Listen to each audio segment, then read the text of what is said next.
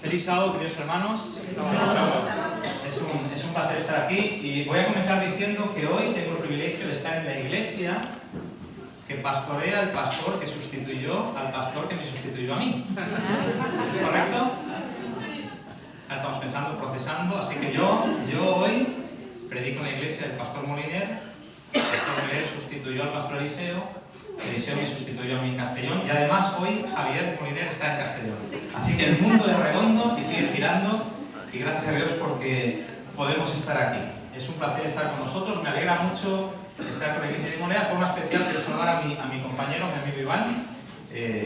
Es verdad que últimamente nos hemos visto algunas veces, pero me encanta que podamos compartir la entrada un sábado juntos. Debo hacer a mi esposa por acompañarme y gracias realmente por esta bienvenida. Hay un texto que el Señor ha puesto en mi cabeza y quisiera compartirlo con vosotros. Para llegar a ese texto, me gustaría que me acompañarais a 2 de Timoteo.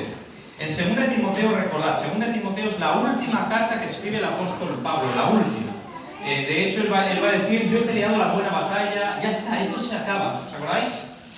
Voy a recibir la corona, y no solo yo, sino que todos los que aman su venida. Es la última carta, de hecho, después de escribir 2 de Timoteo, a Pablo efectivamente parece ser que le van a cortar la cabeza.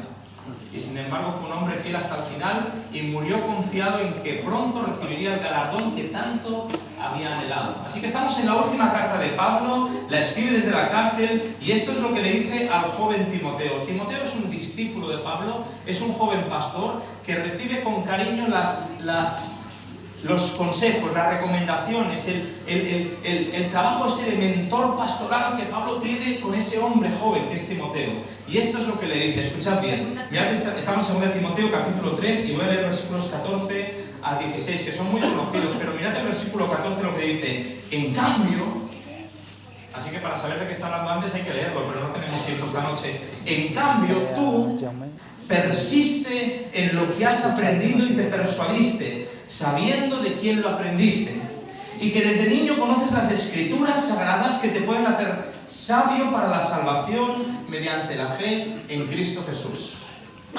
¿De acuerdo? Esto es lo que Pablo, desde la cárcel, le escribe a Timoteo. En cambio tú, pase lo que pase, porque si os acordáis en el capítulo 3 dice, pero ten en cuenta esto, que en los últimos días vendrán tiempos difíciles. Algunas versiones dicen tiempos peligrosos, porque habrá mucha gente que tendrá una apariencia, pero que en el fondo su corazón, ¿qué? Negará la eficacia de la piedad. Esto es lo que dice capítulo 3. En cambio tú, le dice Pablo a Timoteo, en cambio, aunque los demás vayan en una línea, aunque los demás sigan una corriente mundana, aunque los demás tengan el corazón endurecido, aunque los demás se conformen con vivir una religión de apariencia, en cambio tú, Timoteo, tú persiste. Persiste. Ahora yo te pregunto, ¿es necesaria la perseverancia, sí o no? Sí. ¿Lo es? Esforzarse. Lo es. Es necesaria la perseverancia, porque el problema es que muchos durante mucho tiempo están, pero de repente por lo que sea dejan de estar. Y de hecho tenemos la parábola del sembrador que dice, los que cayeron junto al camino son los que oyeron la palabra, pero, ¿os acordáis? Sí. Y los que son los que estaban, pero. Hay 3 tipos de semillas que caen en el terreno, que reciben la palabra, pero por lo que sea, ¿qué pasa? Esa palabra no da fruto. ¿Estamos o no? Pablo le dice a Timoteo, tú Timoteo, pase lo que pase, haga lo que hagan los demás, aunque todo el mundo deje de seguir a Jesús, tú sigue. Yo pregunto, ¿es un buen consejo, sí o no? Sí. ¿Lo es?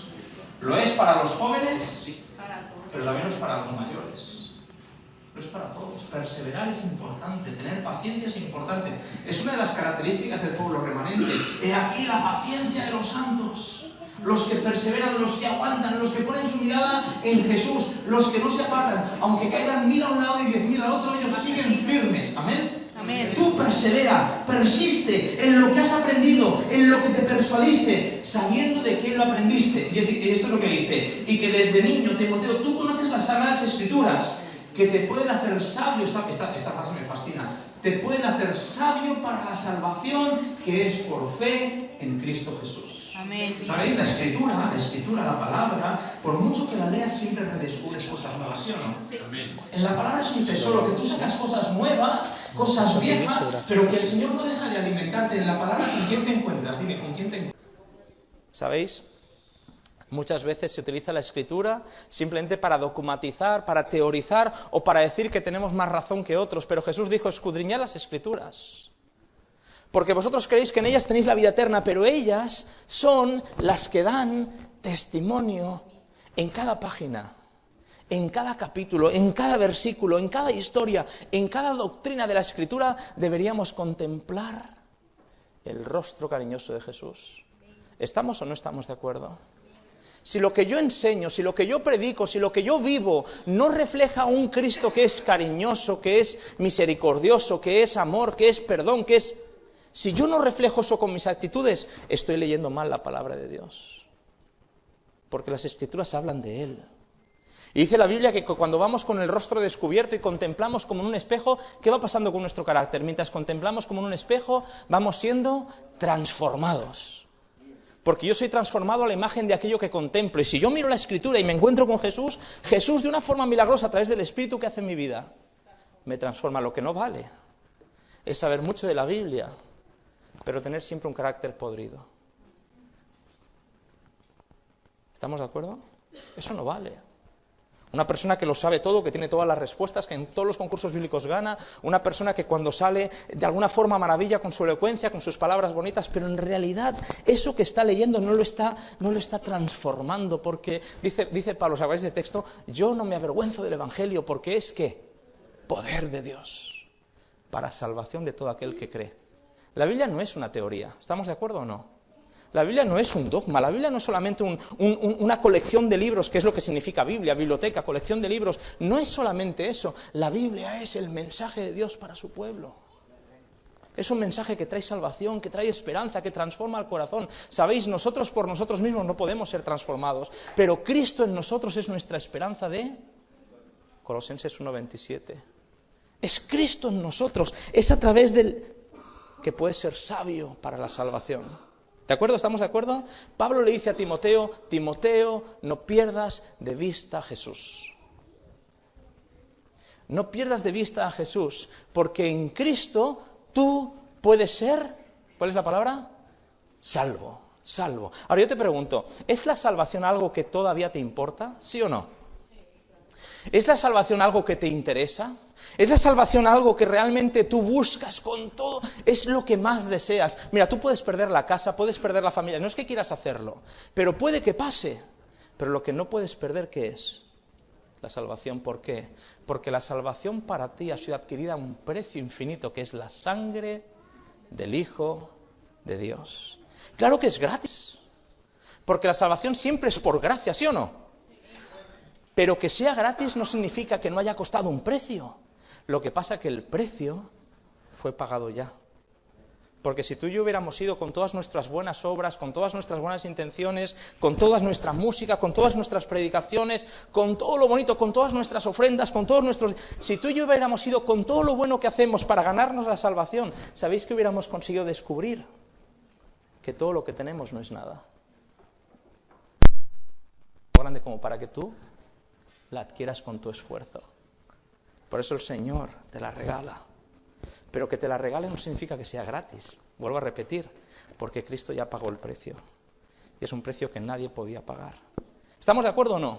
Por eso Pablo le dice a Timoteo, Timoteo, aunque todo el mundo pierda de vista a Jesús, aunque en la iglesia, y si leéis el capítulo 3 está hablando de la iglesia, no del mundo, aunque en la iglesia haya mucha gente que está pero no es, tú persiste. Tú persevera, porque recordad, la salvación es algo individual. Aunque todo el mundo se pierda, aunque todo el mundo venga a la iglesia a pelearse, aunque haya mal ambiente, tú persevera, persiste. No pierdas de vista a Jesús.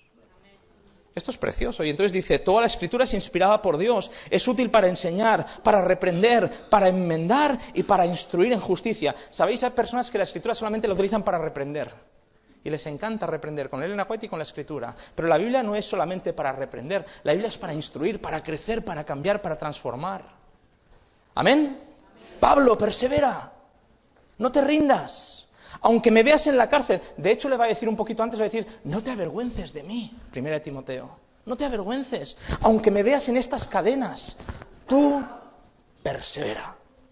Persiste. Jesús, hay algo en ti que se estropea. Tú persiste, tú persevera, aguanta,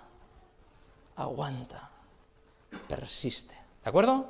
Ahora, decimos que toda la Escritura nos habla de Jesús. Y esto es lo que dice Hebreos capítulo 1 cuando dice así, ¿os acordáis, no? En el pasado, capítulo 1, versículo 1 de Hebreos, esto lo conocemos bien, creemos que es Pablo quien lo escribe. En el pasado Dios habló muchas veces y de muchas maneras a nuestros padres mediante los profetas. En el pasado Dios habló muchas veces y de muchas maneras. ¿Estamos de acuerdo o no? A través de sueños, a través de revelaciones, a través de mensajes directos. Dios habló muchas veces y de muchas maneras. Pregunto, ¿de qué les sirvió? Cuidado con lo que contestamos. Pareciera cuando leemos a Jeremías, por ejemplo, que no le sirvió de nada, porque por mucho que Jeremías apeló y gritó e invitó a la iglesia a un cambio, al pueblo de Dios a un cambio, ¿sabéis qué pasó? Nada. Leemos otros profetas y se la pasan llorando. ¿Sabéis por qué? Porque nadie les hacía ni caso. En el pasado Dios habló muchas veces y de muchas maneras, lo intentó todo, pero no siempre el pueblo estuvo dispuesto a escuchar su voz. En el pasado Dios habló un montón de veces. ¿Y sabéis qué dice la Biblia? A los suyos vino, pero los suyos... ¡ay, no los recibieron! ¿Por qué no los recibieron? Porque aunque Dios habló muchas veces y de muchas maneras, la gente tenía el corazón ¿cómo? El oído duro para oír. ¿Me entendéis o no? El Antiguo Testamento es una historia de un Dios que busca revelarse, un Dios que busca encontrarse con su pueblo, un Dios que busca amar, mimar a su pueblo. Dice Jesús, Jerusalén, Jerusalén, ¿cuántas veces quise juntarte como la gallina que hace qué? Junta sus polluelos, pero no quisiste. Esto es un clamor que resume años y años y años de historia. Dios intentándolo y el pueblo de Israel a los suyos vino, pero los suyos no lo recibieron. ¿Y por qué no lo recibieron? No porque Dios no hubiera hablado, sino porque tenían el corazón endurecido para no escuchar. ¿Estamos? En el pasado Dios habló muchas veces y de muchas maneras, pero no siempre le hicieron caso. Y entonces dice Pablo, pero en estos últimos días, el último mensaje de Dios es Jesús.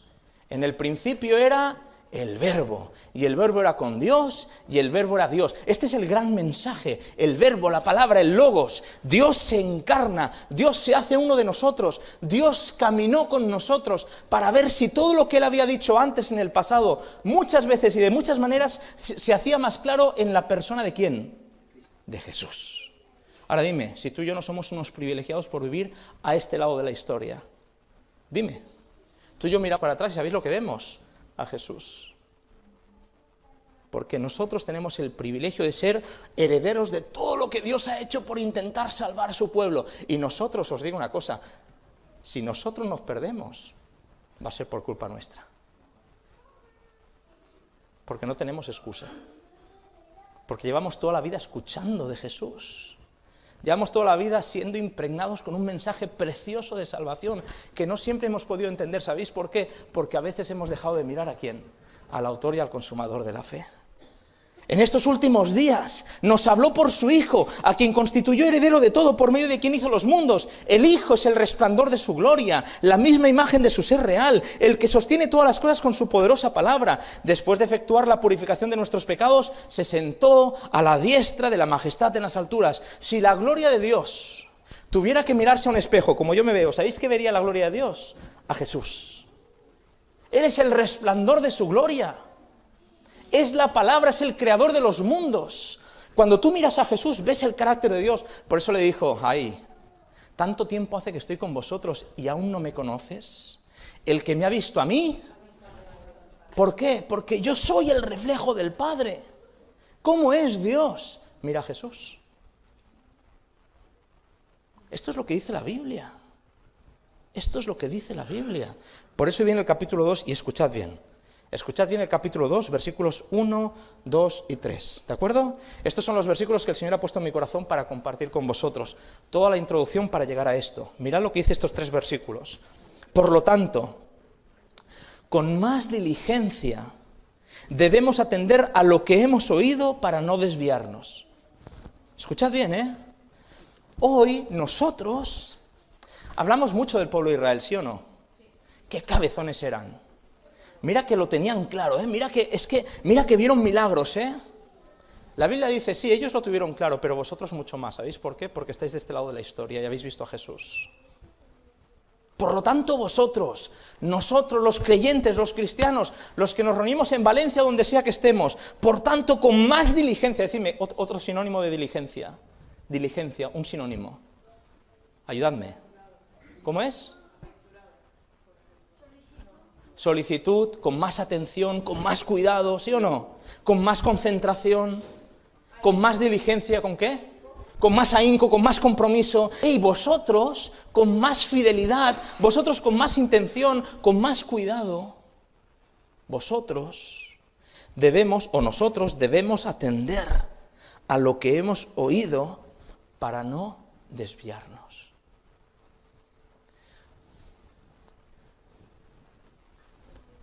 Dejadme que os pregunte, si tú te desvías de la salvación, ¿dónde acabas?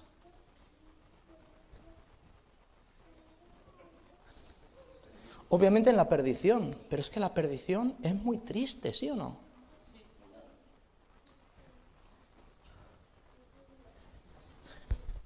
Le dice Jesús a aquel hombre, ¿os acordáis el hombre que había tenido un gran año de cosechas? ¿Os acordáis, sí o no? Ya sé lo que haré. Voy a construir graneros más grandes. Y Jesús le dice, necio, esta noche viene a pedirte el alma y todo lo que tienes. ¿De quién será? ¿Qué pasa con el hombre? ¿Qué pasa con el creyente? ¿Qué pasa con el cristiano? Que se pasa todo el día en la iglesia o toda la vida en la iglesia, pero que al final se pierde. ¿Sabéis? Es lo más triste que le puede pasar a un ser humano. Haber durante un rato contemplado a Jesús, haberlo contemplado, haberlo mirado, pero de repente poco a poco, gradualmente, poco a poco, ir perdiendo la mirada hasta que finalmente has perdido el rumbo. Y aunque creas que estás salvo, en realidad estás perdido porque has dejado de mirar a Jesús. Vosotros, nosotros, hermanos míos, estamos en el siglo XXI, año 2018. Parece mentira, pero aquí estamos. Hoy nosotros con más diligencia, con más atención, con más compromiso. Recordad conmigo nuestra historia. La mayoría somos adventistas, recordad, una chica de 17 años, esos pastores que se reúnen a la luz de una vela, ¿os acordáis o no? Que pasan la noche entera diligentemente estudiando las Escrituras, para ver cuál es la voluntad de Dios para su pueblo. ¿Y sabéis qué hacen? Con una vela y una concordancia estudian versículo tras versículo, y no pasan al versículo siguiente hasta que no tienen claro por el Espíritu lo que significa lo que acaban de leer. Esto es lo que dio inicio a nuestra iglesia. Esto es lo que le dio la capacidad a nuestro movimiento adventista, que nació muy frágil, de convertirse en un movimiento mundial. Y hoy somos herederos de ese movimiento. Y sin embargo, dice la Biblia, hoy con más diligencia. Y yo me pregunto, ¿dónde están esos grupos de personas? Esos grupos de jóvenes, esos grupos de hermanos que durante la semana tienen tiempo para apartar lo que no trasciende y dedicarse a lo que salva. ¿Entendéis mi pregunta, sí o no? Hoy con más diligencia, hoy con más cuidado, porque el que ha de venir pronto vendrá. Esta es una invitación. Y para mí el primero, es una invitación. Lo necesitamos hoy. No descuides, le dice Pablo a Timoteo. Aunque todos se desvíen, tú no descuides. Y hermanos míos, ha llegado el momento de que nos tomemos en serio lo que estamos diciendo. Porque la salvación hoy está mucho más cerca de cuando creímos. Y el texto dice, porque si la palabra dicho por los ángeles fue firme y toda transgresión y desobediencia recibió justa retribución. Mirad la pregunta, esto es lo que el Señor ha puesto en mi corazón para vosotros esta noche. ¿Cómo escaparemos nosotros si descuidamos una salvación tan grande? Si los ángeles, escuchad bien, si los ángeles, y si queréis leer más de este versículo, el versículo 2, lo explica Judas en toda su epístola. Si los ángeles que fueron condenados a las tinieblas y que tienen el lago de fuego como destino final, si los ángeles que se equivocaron en el cielo y recibieron justa retribución, si a ellos no se les perdonó, ¿cómo escaparemos nosotros si descuidamos? ¿Qué significa descuidar? indiferencia, no tienes tiempo, estás demasiado ocupado.